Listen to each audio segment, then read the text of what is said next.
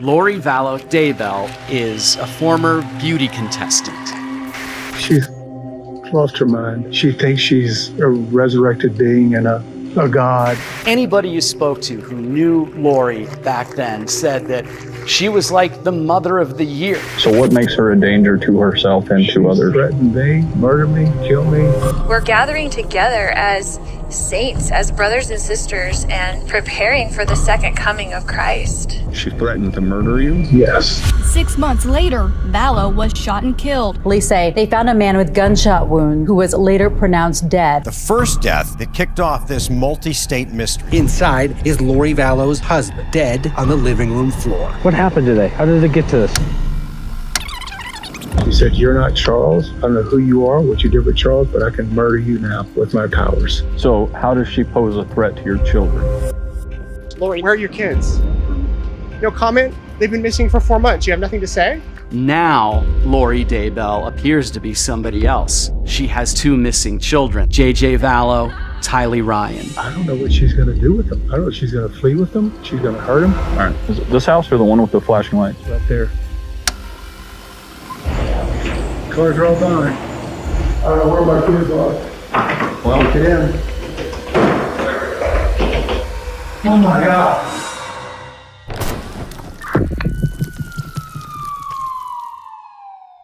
It all started on January 31st, 2019, when Charles Vallow was still alive and had just returned from a business trip to find he was locked out of his own house, with no sign of his wife, Lori, or his kids, JJ and Tylee. His car had also gone missing, and a large sum of cash had been withdrawn from his bank account. So in an effort to get some answers, he called 911. so what's going on tonight? I can't get in touch with my kids. How old are your kids? 6.5 and 16. She's lost her mind. I don't know how else to say it. She thinks she's a resurrected being and a god, and remember the 144,000. Jesus is coming next year. So what makes her a danger to herself and to others? Threatened me, murder me, kill me. She threatened to murder you? Yes. She said, "You're not Charles. I don't know who you are, what you did with Charles, but I can murder you now with my powers." Is this just all recent, or has it been going on? It's been going on for about 4 or 5 years. It's gotten really, really bad lately. She goes to the temple every day and speaks with Moroni and Jesus Christ. Last couple of days, she says, "I'm not Charles. You're not Charles. You're Nick Schneider." According to Lori, Nick Schneider is an evil spirit who has possessed Charles' body, and he believed these threats against his life were very real. In the last few years, she had become obsessed with the teachings of a man named Chad Daybell, a man well known for writing dogmatically and teaching his thoughts about the end of days, the second coming of Christ, and other more unique concepts like evil spirits and zombies. Both Chad and Lori were also members of Preparing a People, a cult who were preparing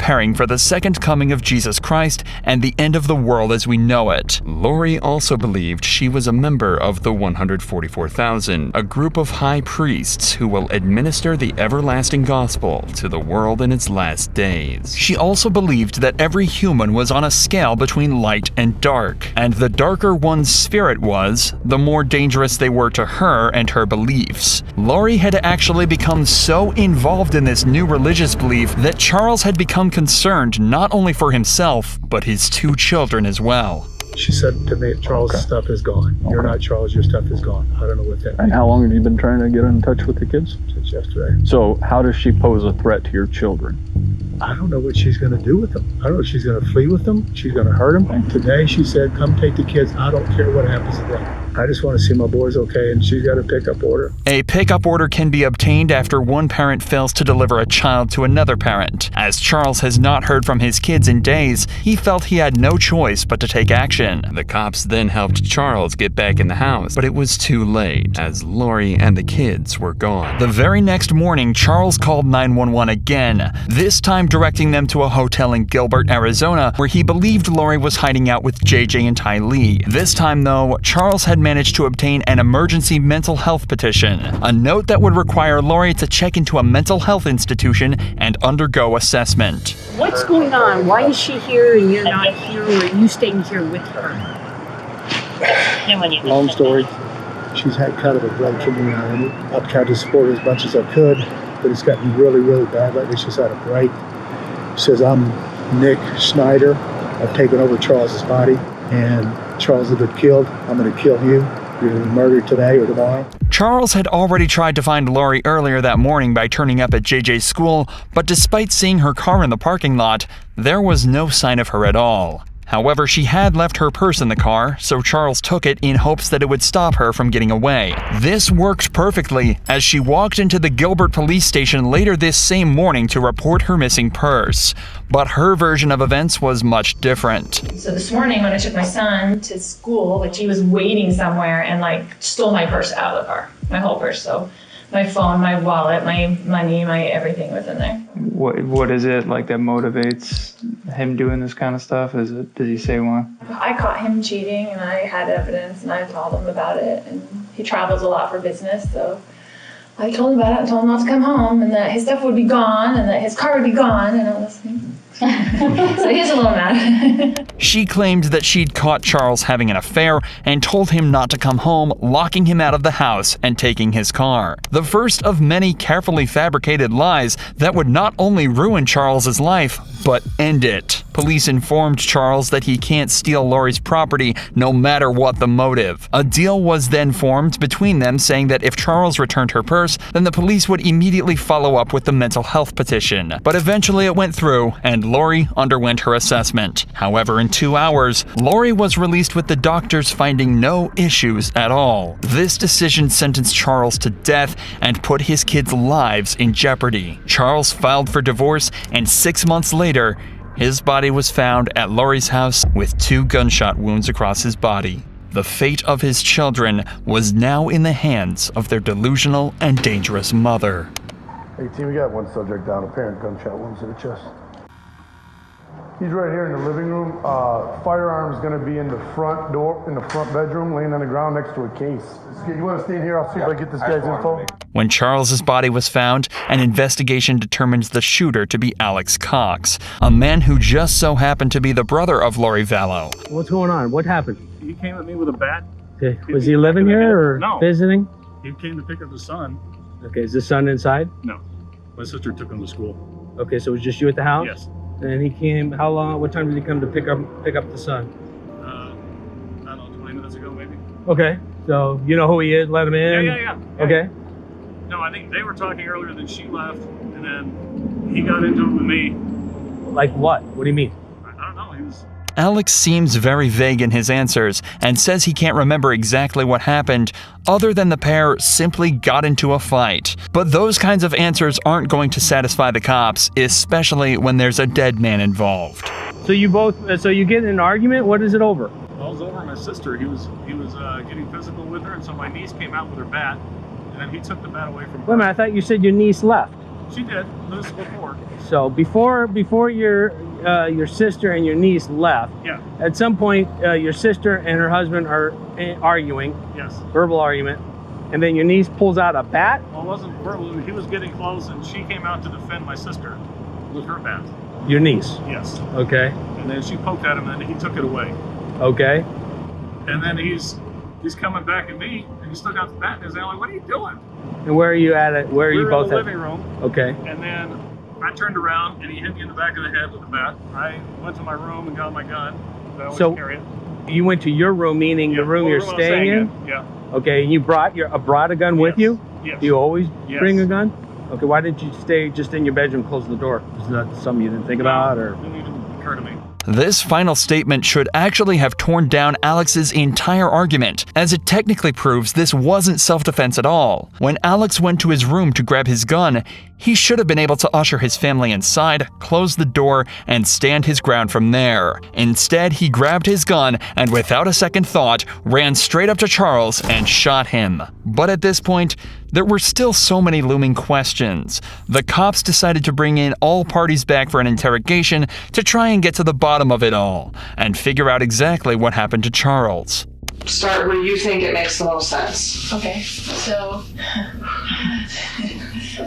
we moved into this house 3 weeks ago because he offered to get me a house here where all my family is. We were in Houston. We had decided to separate or whatever, so he's like, well, pay for a house for you and for JJ and whatever, because he's all about JJ. He's never about Tylee, but he's all about JJ.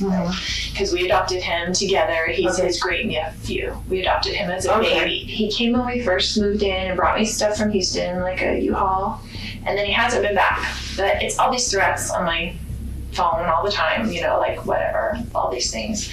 And then he told me, what kind of threats? Just, he's always mad at me, right? And he doesn't want a divorce, but I don't like him and don't want to deal with him, so that's just how it is.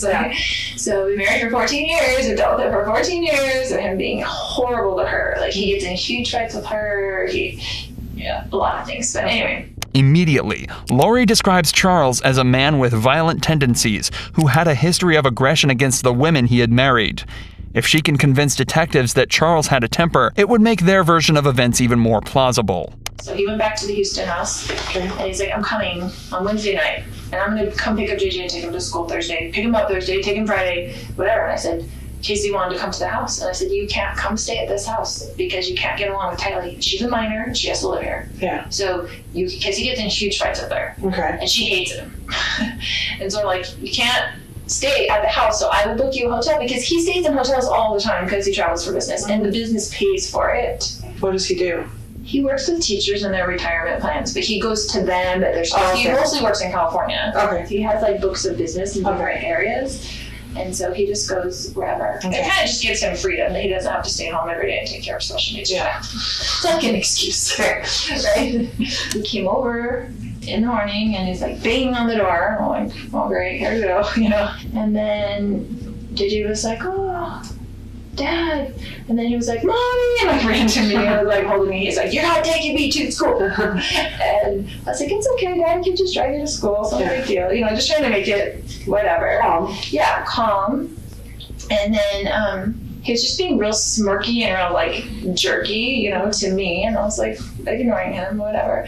And so he was like, Your brother lives there with you? No. Okay. He had stayed with me last night because I was worried he was going to come over and cause trouble with me. Okay. Just wanted someone else there, like my brother there, because I trust my brother. They would claim self-defense as the reason Charles was killed.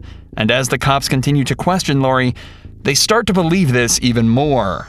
He goes nuts. He's gone nuts on us a lot of times. Tylee and I have had to leave with JJ over the years probably 5 times and just stay in the hotel for 2 days because you don't know what's going to set him off. Like, she's mad at me for always like going back, but we had JJ and he's special needs and it's really hard. Like, it's even hard to take care of by yourself.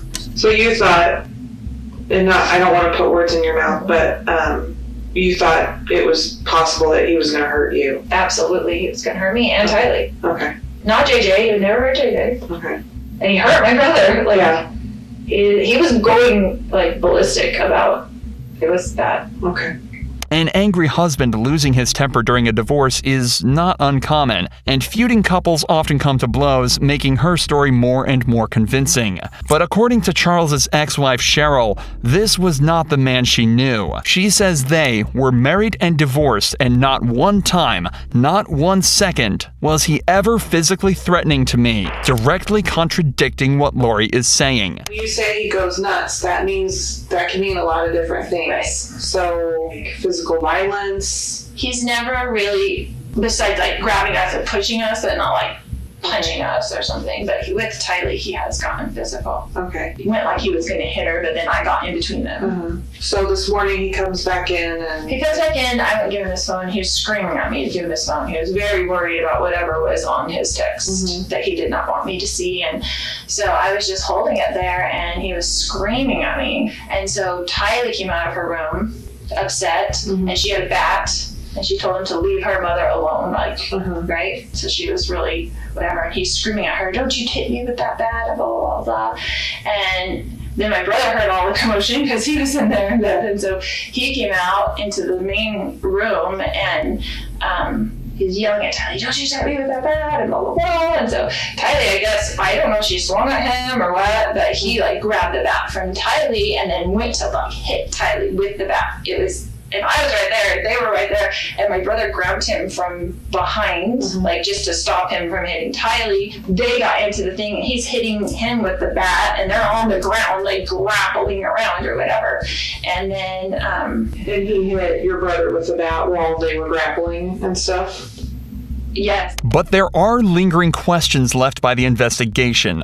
One such example being that the autopsy ruled one of the gunshots impacted while Charles was on the ground. Imagine being in a situation where you have no choice but to shoot someone. You'd probably freeze up, and you'd do anything you could to avoid anything but incapacitating them, instead of finishing the job. So it seems strange that Alex decided to shoot Charles a second time when he was already flat on the ground. Furthermore, it also seems strange that it would take almost 45 minutes for anyone to call 911. Although she claims it was down to shock, this is conveniently just enough time to concoct an alternative version of events and a solid story to give to the police.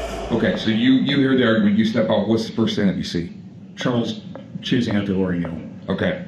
Had Tyler already gotten the bat? Did he already have the bat? Okay. So Charles is coming towards Lori. He's or coming your towards way. Lori, and I shoved him back. Okay.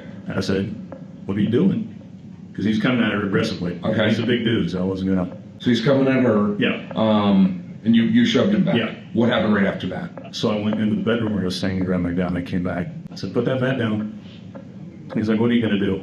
So you're gonna threaten me? I was like, "No, I'm just gonna defend myself. So you put that bat down." And he goes, "What are you gonna do it like that?" And he came at me. Okay. And he'd already hit me in the head. So you gave him, how many times would you say you told him to, like, put the bat down? Once. Once? Okay. And then he started advancing towards you? Yes. How many shots did you fire? I don't know, with the couple. One of Lori's friends later reported that Lori had said Alex believed her theories about Charles being possessed by evil, and the reason he was at the house at the time of death is simple. He believed Charles was going to try and kill Lori and moved in with her to help keep her safe. I didn't see the shot, I heard it, and then I came back around and I saw that he was on the ground. Okay. And I was freaking out. Yeah. And so I was just freaking out, and it just went into mom mode. I'm like, I've got to go to get JJ to school, I've got to get to the kids. I just went like, I got to get to the kids. Mm-hmm. And so I just went outside and to see if they were in there okay. I didn't want them coming back in the house when all that was going on. And Tylee was like looking at me with like the crazy eyes, like what just happened. And I told her to get in the car and we're going to take JJ to school. Mm-hmm. And I just left. When you came back in and you saw him on the ground, where was your brother? Did you see him where he was at? Yeah, he was right in front of him. Did your brother say anything to you at all? Do you remember? No, we were both just in shock. Okay. Like, it was just I didn't say anything. I went out with the kids just to check on them first, and I was going to come back in maybe, but I didn't. I was like, I just have to get him to school. Okay. And call the police and come back, you know. Did you or your brother say anything at some point about calling the police or calling 911? Do you remember? Yeah, he called me. Okay. And he said, "Are you taking JJ to school?" Uh-huh. And I said, "Yeah, we need to call the police." And he said, "Okay." Okay.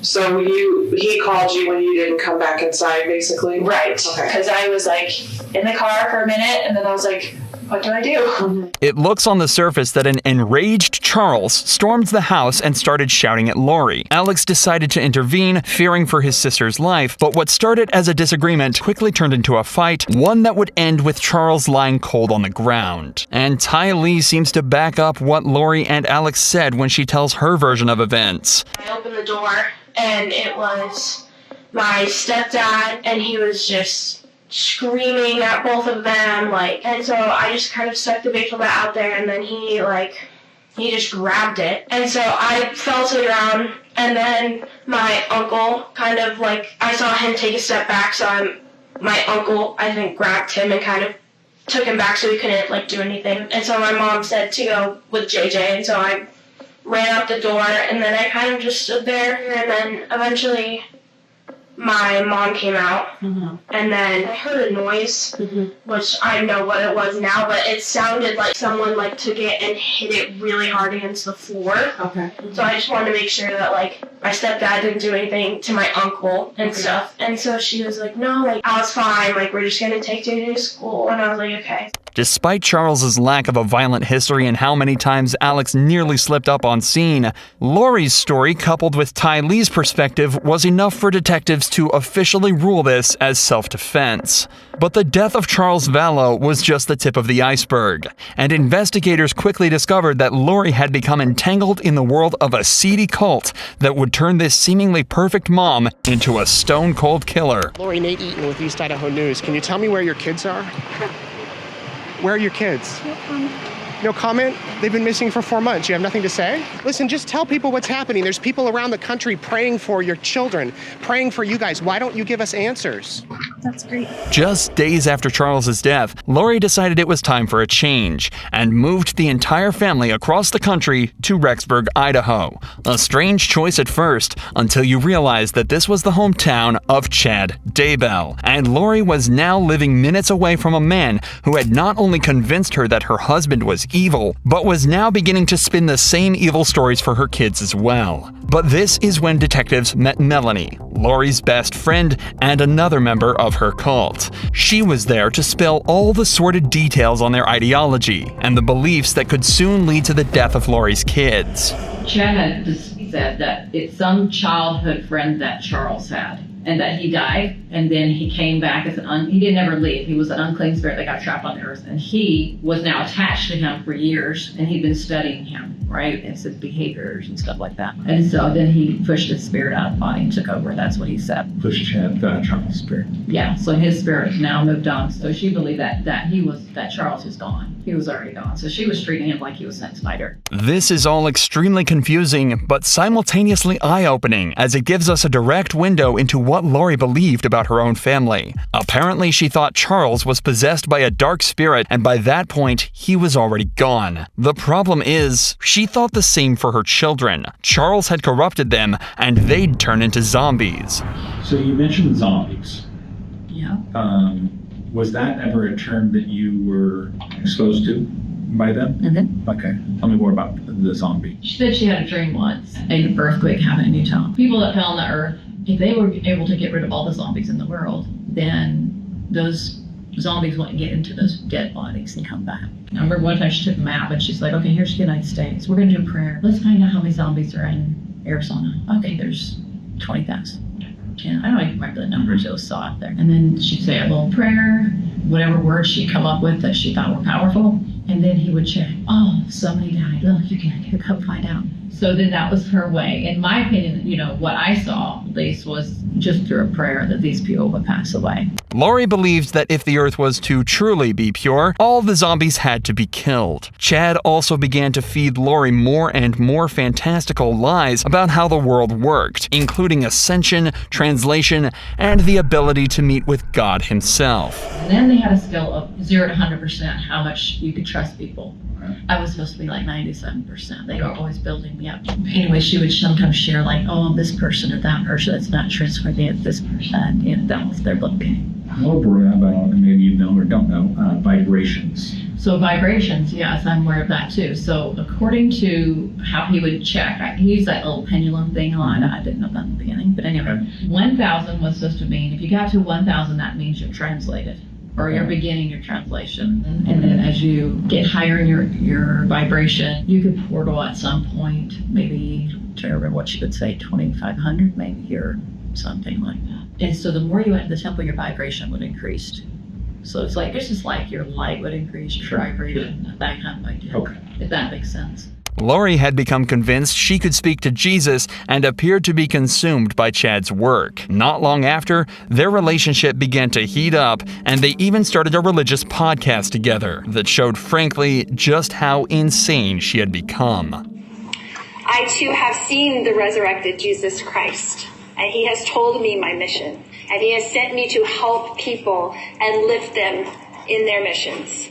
Over time, Lori had become more outspoken with her beliefs of zombies and began to tell her friends about how many people had been consumed by evil spirits and demons. Lori then started telling her friends that her son JJ's behavior had changed, and that he had started telling her he loved Satan, as well as becoming more disruptive in the home. Had police listened to Charles Vallow when he feared for JJ and Ty Lee's lives, then they could have prevented the series of tragic events that followed. Only days after moving to Rexburg, Lori, Alex, JJ, and Tylee visited Yellowstone Park. This was the last time anyone saw Tylee alive. Things became even stranger on September 17, 2019, when JJ was spotted running into his Idaho home on a neighbor's door cam, never to be seen again. Months later, people started to realize that they hadn't heard from JJ in a long time, and Charles' parents called 911 to alert the police of his disappearance. Lori was caught lying to officers on November 26th after they had made a welfare check on JJ. According to Lori, her son was with her friend Melanie back in Arizona, but Melanie not only denied having him, but she also told police Lori had asked her to lie and pretend to officers JJ was staying with her. Then, in December, Alex died suddenly. His death was ruled as natural causes, but the amount of death and strange occurrences involving Lori was reaching impossible levels of coincidence. By this time, police were also extremely concerned for the welfare of JJ and Tylee, so Lori was served an order in January 2020 forcing her to prove that they are safe and well. However, the deadline came and went, and Lori was arrested 3 weeks later and placed on a bail of $5 million.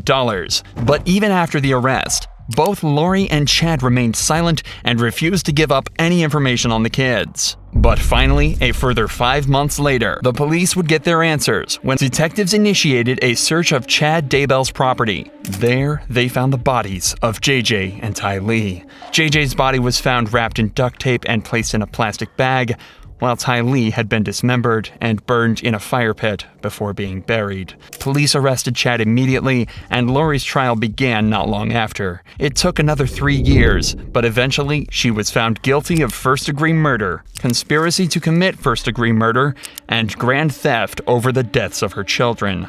Lori was far from remorseful in a bizarre statement she made to the court after she was sentenced. My beautiful children, Tylee Ashlyn and Joshua Jackson, rest safely this day in the arms of Jesus. And I look forward to the day when we are all reunited and I too will rest with them in the arms of my Jesus. Thankfully, this evil mother, if you can even call her that anymore, won't be getting out anytime soon, as she was sentenced to 5 consecutive life sentences. She's not finished in the courtroom yet, though, as her trial for murdering Charles is set to start in April 2024. As of March 2024, Chad Daybell is yet to go to trial, but he could be facing a similar conviction and a lifetime behind bars.